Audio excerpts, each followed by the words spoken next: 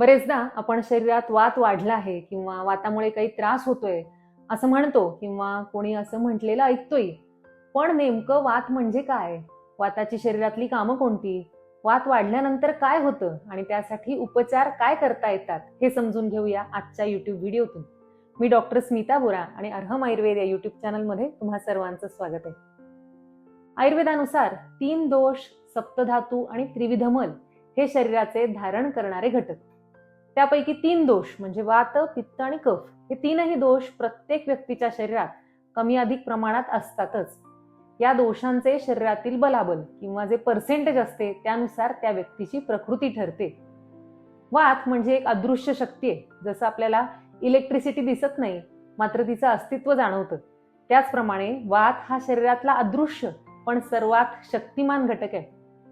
आयुर्वेदातला एक महत्वाचा सिद्धांत आहे लोक पुरुष साम्य सिद्धांत. म्हणजे काय तर जसं जसं बाहेरच्या जगात असतं तसंच आपल्या शरीरातही घडत असतं.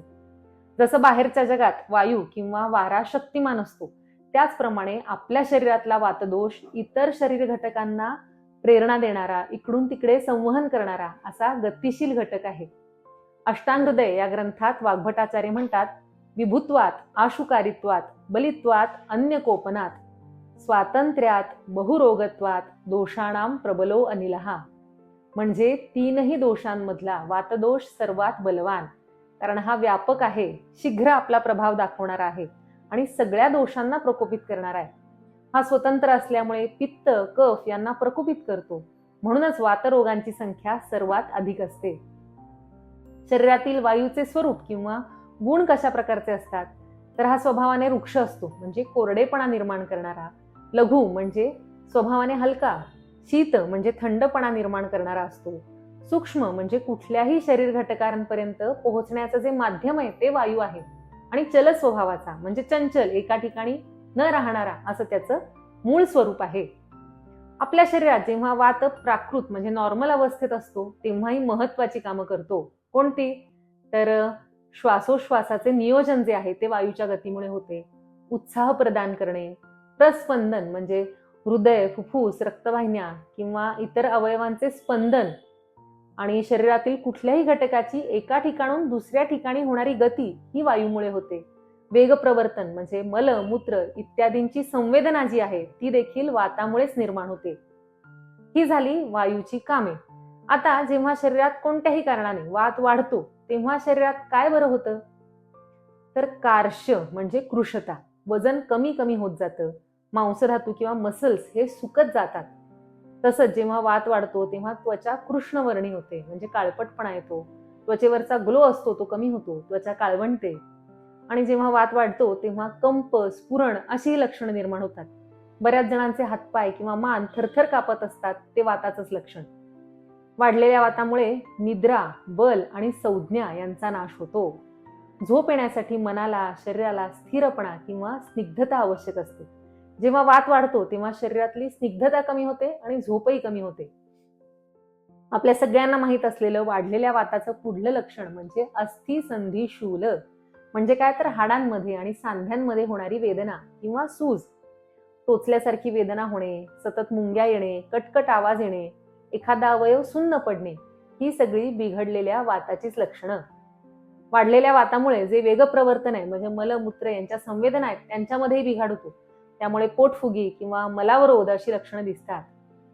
तीनही दोष जसं शरीरावर परिणाम करतात तसं मनावर आणि आपल्या स्वभावावर देखील परिणाम करत असतात. जेव्हा वात वाढतो तेव्हा मनावरही काही परिणाम होतो. तो कोणता तर मोह म्हणजे काय कन्फ्यूज राहणे, पटकन निर्णय न घेता येणे, मनाची चलबिचल अवस्था, चंचलता.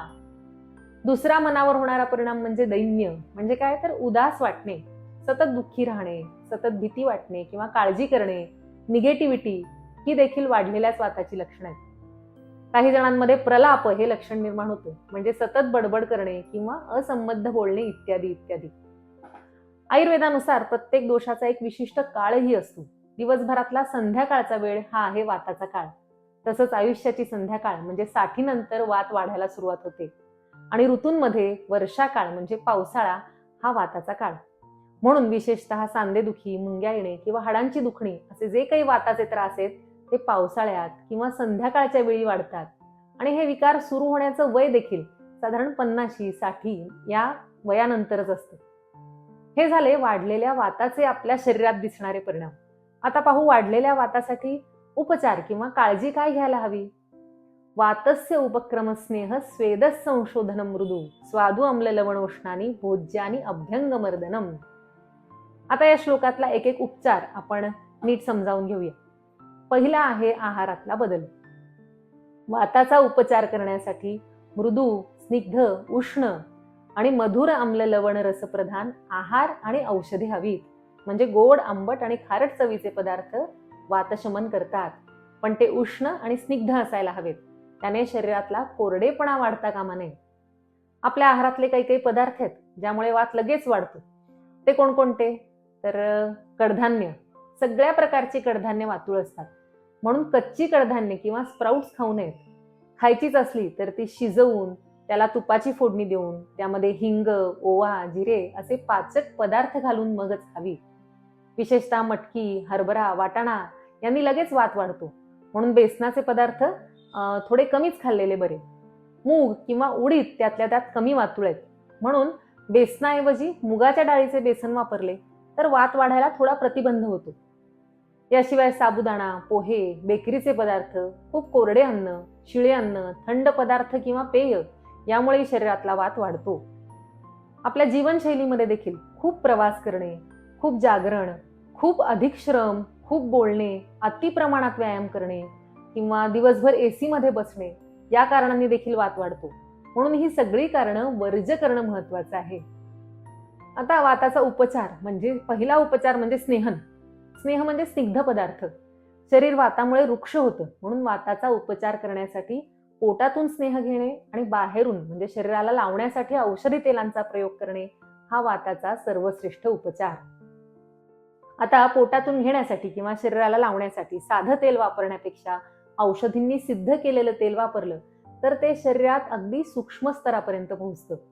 जसं बला, अश्वगंधा, शतावरी, सहचर अशी अनेक औषधं वातशामक तेलांमध्ये किंवा उपचारांमध्ये वापरली जातात.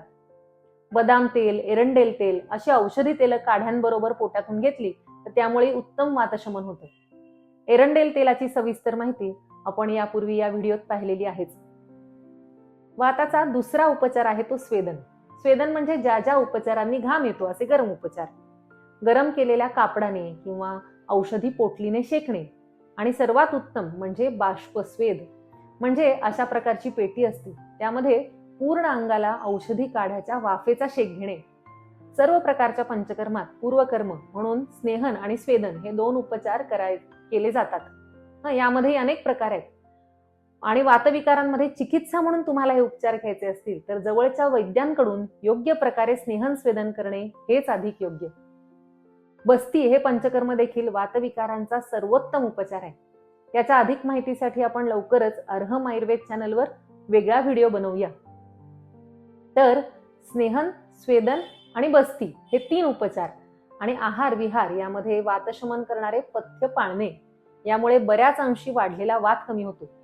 ज्यांना वाताचे विकार आहेत किंवा वय 50च्या पुढे आहे किंवा दिवसभर श्रमाचे काम आहे, एसीत बसावे लागते, अशा स्वस्थ व्यक्तींनी देखील हे सगळे उपचार केले तर वात कमी होतो आणि शरीराची झीज व्हायला प्रतिबंध होतो. अशा वाताच्या समजा काही तक्रारी नसतील तरीही पावसाळ्यात नैसर्गिकपणे सगळ्या प्राणीमात्रांच्या शरीरातला वातदोष वाढतोच, म्हणून पावसाळ्यात ही काळजी घेणे सर्वांसाठी आवश्यक आहे. जसं खूप जोराचा वारा सुटला तर माती वाहून जाते, कुठे ना कुठे झीज होते, नुकसान होते, त्याचप्रमाणे शरीरातला वात वाढला की हाडांचं, स्नायूंचं नुकसान होतं आणि झीज व्हायला सुरुवात होते. ही भरून येण्यासाठी असे उपचार किंवा आता आपण जे पाहिलं आहार विहारातलं पथ्य हे पाळणं अतिशय आवश्यक आहे. आशा आहे की तुम्हा सर्वांना या माहितीचा दैनंदिन जीवनात उपयोग होईल.